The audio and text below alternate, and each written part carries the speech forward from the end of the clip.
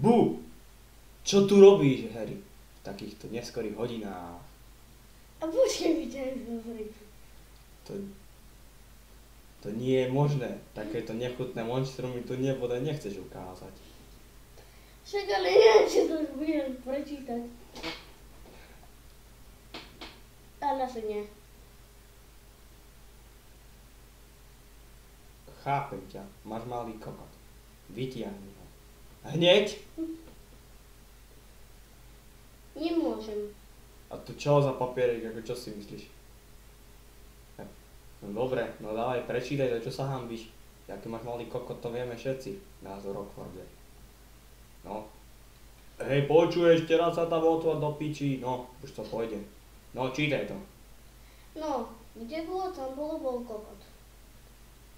A potom kokot skončil ešte menší, lebo som mal najväčší na svete a bola to karma vysoká ako môj kokot. No, tak tomu neverím. Uveríš. Lebo si sa dorýhal. Ty kokot, ale nič mi povedať. Nazdar, kamarádí. O do piči, ty skurvysyn, som ťa tak zľakol tvojho hnusného špriekavého hlasu. Jak sa máš dneska inak? Mám sa dobre. Hej, nazdar. Nechceš vyfajtiť kokot alebo niečo? Počúvaj ma.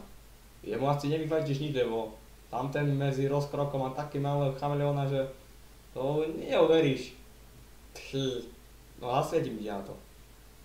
Ty kokos, 2 cm, veď to ani do nosa sa mi toľko nezmestí. Ha, to je aké, že mami niečo, že si vysmejú. Čo to si nechám, to je stvorenie.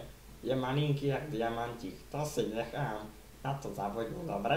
A my poď, idem ti ho strčiť do nosa. Ideme, nazdar. A čo si dneska žral? Bež do piči, ty skurvysyn starý pojebaný.